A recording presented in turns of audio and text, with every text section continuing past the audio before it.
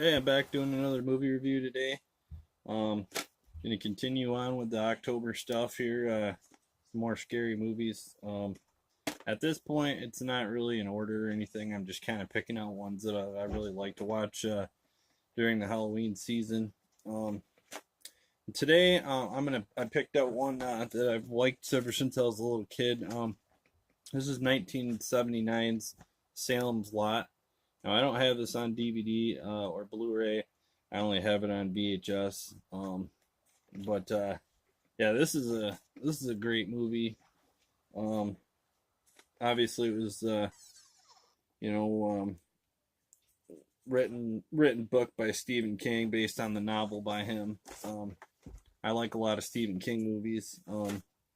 This one was directed by Toby Hooper, who before this did Texas Chainsaw Massacre. I believe that came out in the 60s.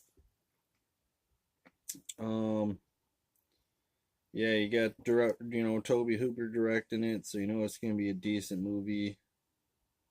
Um, he directed also the original Poltergeist movie and the original Texas Chainsaw Massacre. Um, this one's basically all about a vampire.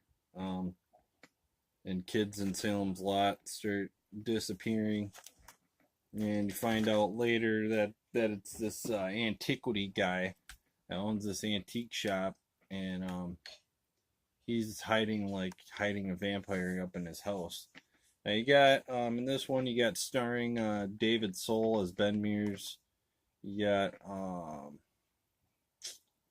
trying to find the antiquity guy in here. Get what his name is. Yeah, I can't find it anywhere. Yeah, the story centers around this Ben Mears character, and basically he used to live there in Salem's Lot, and he moved away and became a writer, and now he's coming back, wanting to do a wanting to do like a piece on this town and on this house that's there. Um, let's see, trying to find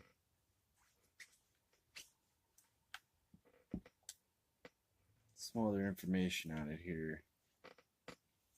Yeah, he returns home to Salem's Lot, Maine.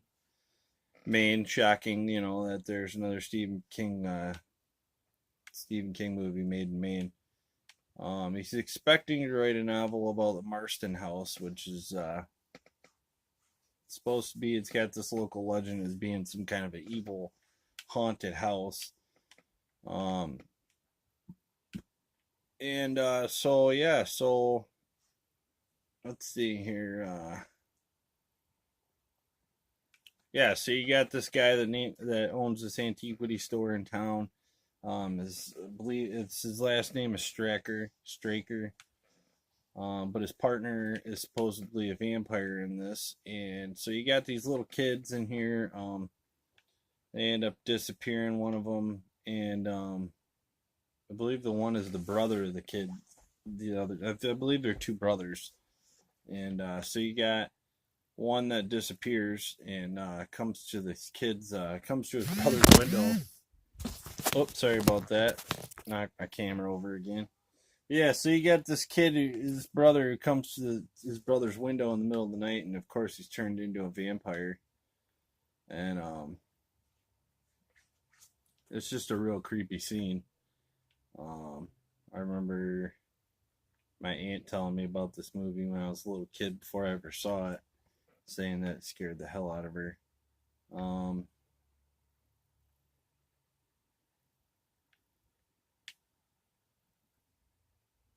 yeah.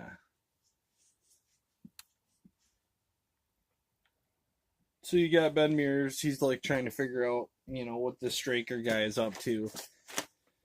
He believes that there's something going on there. He's trying to get the whole town to buy into this, but of course nobody believes him.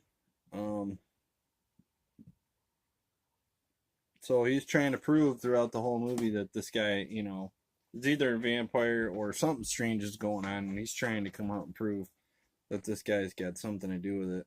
Now this tracker guy, he comes off as kind of like a creepy, something like he's got something to hide, type of guy.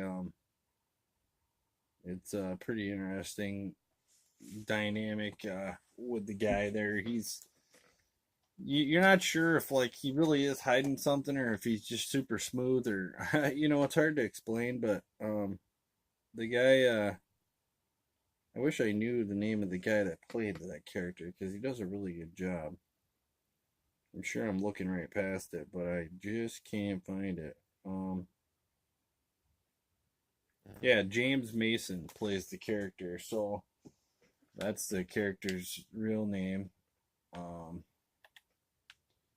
So I'll look that up here in just a second and see what Stracker is his name, but I forget if that's the guy's first name or if it's his last name or what. Yeah, Richard Stracker.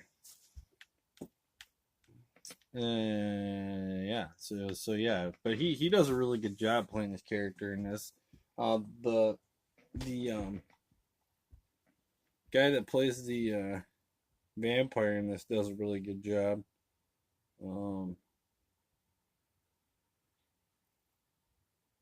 Really creepy. Reminds me of like old. It just reminds me of like an old vampire story. Like goes kind of back to I think, but basically what Stephen King was trying to do was this was his version of like Bram Stoker's Dracula. This would be like his attempt at like a Dracula movie or a vampire movie. And honestly, I think he pulls it off. This movie's pretty old. It's getting pretty dated. I don't know how well it's holding up. I haven't seen it in a year or two. It's been a while. Yeah, and you got some love stuff, interest going on with this David Soul here. Ben Mears. I like that character. He's a pretty likable guy. He just has got a string of bad luck, I think, with women, and yeah, some killings in this are pretty good. They do end up killing the vampire at the end. They end up sneaking into the house and stabbing him through the heart, I believe, and getting a bunch of sunlight on him and killing him that way. Yeah, man. I mean, this is just an excellent movie. I really don't know what else to talk about it here. Other than that, if you've never seen it, I would definitely check it out. It's an older movie, like I said, it was made in the 70s, but it's pretty good. I think they did make a like a remake of this in the 90s, I believe. I can't say that for sure. I guess I can look it up real quick and see. But I want to say they made a remake of this. But I just can't remember when. And I don't remember ever seeing it. I don't think I ever watched it. Yeah, it came out. Okay. Looks like they came out with some kind of a TV series. 2004. Yeah, that's right. It had Rob Lowe in it, right? Yeah. Yeah, Rob Lowe plays Ben Mears. Sorry about that. I keep knocking my camera over. Yeah, so Rob Lowe plays Ben Mears in that. I never seen that show. I couldn't tell you if it was any good or not. Looks like it gets a 6.2 rating on IMDb, which is pretty decent, considering all things. Yeah, I've never read the book either. I'm not much of a reader. I read a few here and there that I like. Older ones. I've read The Stand and a few other ones. Yeah, really, I don't have much more to say about this other than, like I said, man, I hate to keep repeating myself, but it is an excellent movie. If you've never seen it, check it out. Salem's Lot. If you've never read the book, Salem's Lot. From what I've heard, it's really good. So yeah, that's all I got to say about Salem's Lot. And thanks, and I'll see you back for more movie reviews. Thanks.